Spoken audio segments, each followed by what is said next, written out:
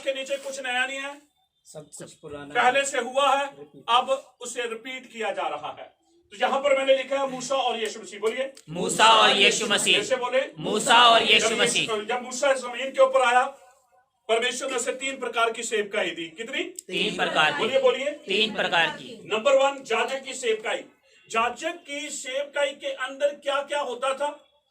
मैं चाहता हूं कि जल्दी से आप लेवी व्यवस्था 8 का 10 वचन पढ़े, जो सिर्फ याजक ही कर सकता था और कोई भी नहीं कर सकता था। हाँ जी, पढ़े जी।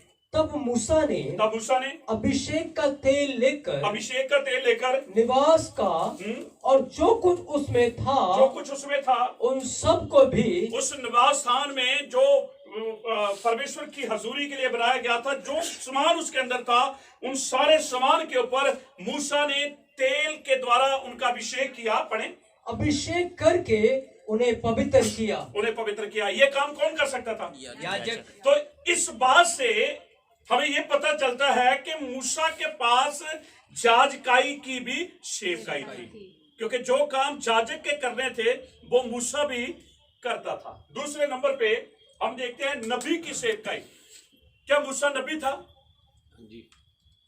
ऐसे लिखा है मूसा नबी, लेकिन बाइबल के अंदर हम पढ़ते हैं जल्दी से, भविष्य विवरण 34 का 10 वचन पढ़ेंगे। और मूसा के तुल्य इस्राएल में ऐसा कोई नबी नहीं उठा। ये वचन इशारा करता है कि मूसा नबी भी था। हालेलुया। पर याद रखें, जब मूसा को फैरो के सामने बात करने के लिए भेजा गया, तब उसे नबी बनाकर नहीं भेजा गया, तब उसे परमेश्वर बना के भेजा गया, और हारून को नबी बनाकर। क्योंकि मूसा कहता था ना, मैं बोल नहीं सकता, तो मैंने आपको बताया सच में वो बोल नहीं सकता था। मैंने आपको बताया था सिर्फ वो परमेश्वर का एक ही नाम ले सकता था।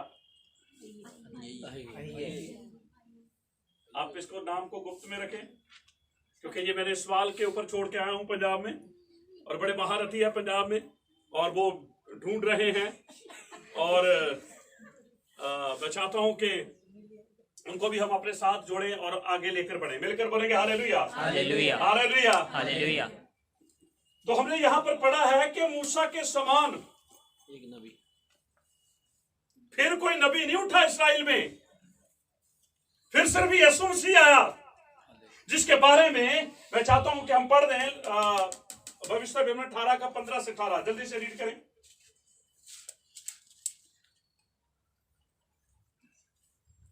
तेरा परमेश्वर यहोवा तेरे मध्य से अर्थात तेरे भाइयों में से मेरे समान एक नबी उत्पन्न करेगा, तो उसकी सुनना। ये किसके बारे में बात हो रही है? यीशु मसीह। शाबाश। किसके बारे में? यीशु मसीह। इसका मतलब यीशु मसीह भी नबी था, क्योंकि जब यूहन्ना बपतिस्मा देने वाले से पूछा गया, क्या तू वो नबी है? कौन सा नबी? जो हमारी तोरा के अंदर लिखा गया था। उसने इनकार कर दिया, मैं वो नबी नहीं हूं, मैं नबी, पर वो नबी नहीं हूं। क्या तू मसीह? हूं मैं मसीह, पर वो मसीह नहीं। मसीह का जब हम मसीह बोलते हैं तो हमें लगता है सिर्फ यीशु मसीह नहीं।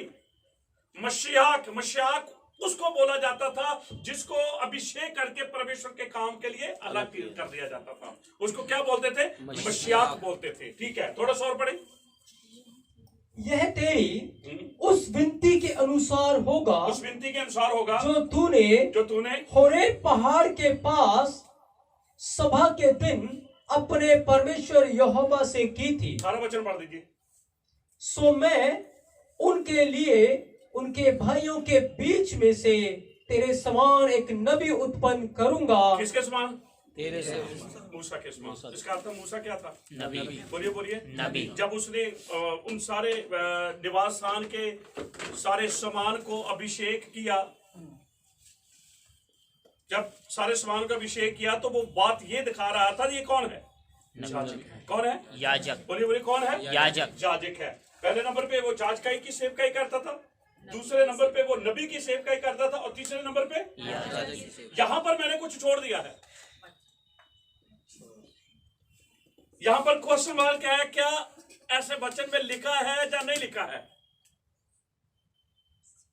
आपको ढूंढ रहा है। और जो इस समय मेरे साथ फेसबुक के ऊपर इस वचन को सुनेंगे, उनके लिए भी ये बात है, अगर वो वचन को ढूंढ सकते हैं या नहीं ढूंढ सकते, लिखा है या नहीं लिखा है, आप व्हाट्सएप पे मुझे लिखकर सेंड कर सकते हैं, ठीक है। अब हम यीशु मसीह की सेवकाई के बारे में, क्योंकि हम मूसा और यीशु मसीह के बारे में सीखते हुए आगे बढ़ रहे हैं। पिछले दिनों में हमने पिछले लड़ी के अंदर हमने सात मूसा और यीशु मसीह की समानता में कुछ बातों को देखा। 3 समानताओं में देख रहे हैं। तो यहाँ पर मैंने लिखा है यीशु मसीह की सेवकाई 3 प्रकार की। बोलिए, यीशु मसीह की सेवकाई 3 प्रकार की। पहले नंबर पे याजक की सेवकाई, दूसरे नंबर पे नबी की सेवकाई, तीसरे नंबर पे राजा की सेवकाई। ऊपर से पढ़े, मूसा की 3 प्रकार की सेवकाई। पहले नंबर पे याजक की सेवकाई, कहाँ लिखा है? लय व्यवस्था 8 का 10।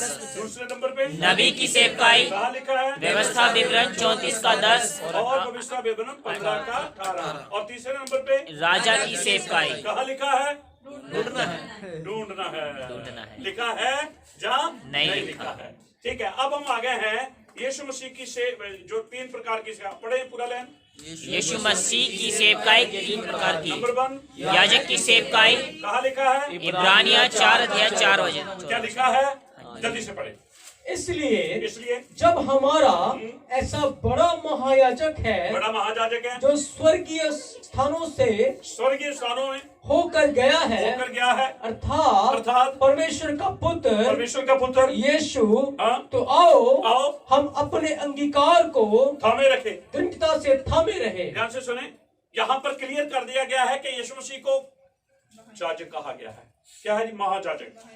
हालेलुया। और महायाजक का काम क्या था? वहां से लेना, लोगों को देना, लोगों से लेना, परमेश्वर को देना। ठीक है। दूसरे नंबर पे नबी की, क्या लिखा है बाइबल में? हाँ, जब सुने ध्यान से, विधवा का जब बेटा मर गया था, एक विधवा थी, उसका बेटा मर गया था, ठीक। और जब यीशु मसीह उस नगर में आया तो उस विधवा के पुत्र की अर्थी को लेकर आगे बढ़ रहे थे, और यीशु मसीह ने अर्थी उठाने वालों को रोका और उस जवान मुर्दे को यीशु मसीह ने जीवित कर दिया। जब इतना बड़ा चमत्कार हो गया तो लोगों के दिमाग में एक ही बात खड़की, ये कोई और नहीं है, ये वो ही नबी है जिसकी भविष्यवाणी किसने की थी? मूसा ने की थी। ये वो ही नबी आ गया है। पढ़े जल्दी से। इससे सब पर भय छा गया। इस बात से जब मुर्दा जी उठा है, ये भय छा गया, और वे परमेश्वर की बड़ाई करके कहने लगे कि हमारे बीच में एक बड़ा नबी उठा है। नबी नहीं है, बड़ा नबी। बोलिए बड़ा नबी, जाजक नहीं है, महायाजक। शाबाश, बोलिए जाजक नहीं है, महायाजक। अब ध्यान से सुने, मूसा महायाजक नहीं है, जाजक है। मूसा बड़ा नबी नहीं है, नबी है। मूसा राजाओं का राजा नहीं है, सिर्फ राजा है। Hallelujah, hallelujah. ठीक है। नंबर 3, राजा की सेवकाई। बोलिए, पढ़े यूहन्ना 18 का 37 वचन। पिलातुस ने उससे कहा, तो तू क्या राजा है? सुने, तू क्या राजा है? यीशु ने उत्तर दिया कि तू कहता है क्योंकि मैं राजा हूँ। मैं राजा, तू कहता है मैं राजा हूँ। हाँ, मैं राजा हूँ। एक तू राजा है, एक मैं राजा हूँ, मैं तेरे ऊपर भी राजा हूँ। इसलिए उसको क्या कहा है? राजाओं का राजा। बोलिए राजाओं का राजा। याजक नहीं कहा, उसको क्या कहा? महायाजक। उसे नबी ने क्या कहा? बड़ा नबी। उसे राजा नहीं कहा, क्या कहा? राजाओं का राजा। क्या 19:16 के अंदर लिखा नहीं कि वो राजाओं का राजा है? अच्छा, अब हम यहाँ तो मूसा के तो कामों से हमने देख लिया कि वो याजक भी था, वो नबी। अब यीशु मसीह को कैसे जाने के, क्योंकि यीशु मसीह के समय तो हैकल है ही नहीं थी। यीशु मसीह के समय तो हैकल नहीं था, क्योंकि हैकल के अंदर तो याजक जाके काम करता है।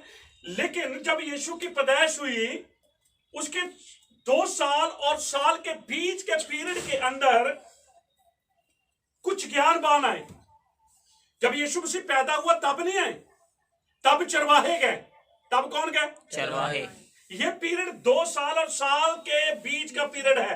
1.5 साल भी हो सकता है, 1.25 साल भी हो सकते हैं, 1.25 साल भी हो सकता है। इसलिए हेरोदेस ने कितने साल के बच्चे कत्ल कराए? 2 साल। बोलिए बोलिए। 2 साल। इसका अर्थ है यीशु कहां तक था? 2 साल के इर्द गिर्द था, आसपास था। ठीक है, तो जो ज्ञानवान आए थे, मैं चाहता हूं मत्ती 2:11 पढ़े जल्दी से।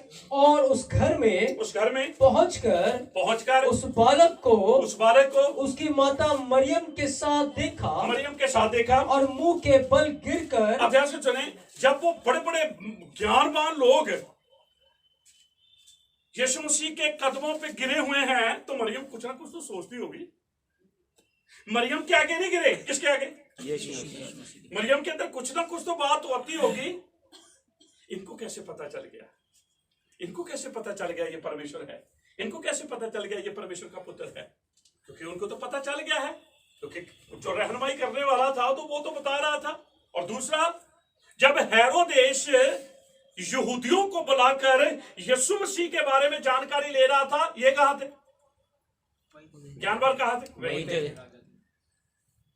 हेरोदेस के साथ साथ ज्ञानवान भी यहूदियों की बात को सुन रहे थे कि बैतलहम बेशक छोटा है, लेकिन उसमें से बहुत बड़ा निकल कर बाहर आएगा। मिलकर बोलेंगे हालेलुया। हालेलुया। पढ़े जी जल्दी से। मुंह के बल गिर पर उसे प्रणाम किया और अपना अपना थैला खोलकर उसे सोना। पहली भेंट क्या दी? सोना। अब ये क्लियर कर दिया कि ये बच्चा कौन है? राजा। बोलिए बोलिए। राजा। फिर से बोले। राजा। ये बच्चा साधारण बच्चा नहीं, ये बच्चा कौन है? राजा है। आगे। और लोबान। और दूसरी बात क्या है? लोबान कौन सी चीज होती है? खुशबू। फिर से बोले। खुशबूदार। और खुशबूदार सिर्फ लुबान जाजक के काम आता था, क्योंकि वो जाकर हैकल में तंबू में जाकर लुबान उसको जलाता था। आगे चले जी। और गंधरस की भेंट चढ़ाई। गंधरस की। और ये मृत्यु की ओर इशारा करता है। यहाँ पर ये दिखाया गया कि ये एक नबी की सेवकाई को भी पूरा करेगा, क्योंकि नबी को कत्ल होना था। क्या होना था? कत्ल। और यीशु मसीह क्या हो गया? कत्ल हो गया। बोलिए बोलिए। कत्ल। फिर से बोले। कत्ल हो। अच्छा, अब मुझे ये बताओ,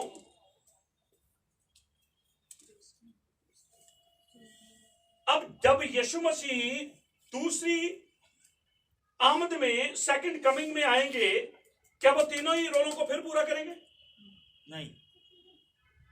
कौन कौन सा रोल पूरा करेंगे? राजा मेरा सवाल समझ गया क्या कह रहा हूं मैं? ये तो यीशु मसीह एक आमद, पहली आमद में आकर पूरा कर गए। चाचे का काम भी कर गए, वो राजा का काम भी कर गए, वो नबी का काम भी कर गए। अब सेकंड कमिंग के अंदर वो फिर से तीनों ही रोल करेंगे, या एक करेंगे, या 2 करेंगे, या कोई भी नहीं करेंगे? कोई भी नहीं। वो राजा बन के आएगा और न्याय करेगा। ठीक है, एक करेगा। नहीं, मैं आप लोगों से सवाल कर रहा हूं। ठीक है, आपको ये सवाल ढूंढना है या ये सवाल ढूंढना है?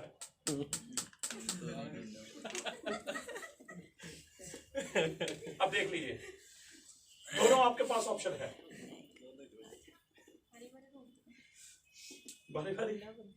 आपको ये ढूंढना है, या ये राजे वाला ढूंढना है, या ये ढूंढना है कि हाँ भाई आपको मुझे वचन देना है भी या नहीं है। सेकंड कमिंग के अंदर यीशु मसीह एक रोल पूरा करेंगे, तीनों ही रोल पूरे करेंगे, या 2 रोल पूरे करेंगे। वो जाजे की जगह नबी बनकर आएगा, जहाँ राजा या जाजक बनकर आएगा, या राजा या नबी बनकर आएगा। ऐसे आपको ढूंढना। मेरे फिर आपको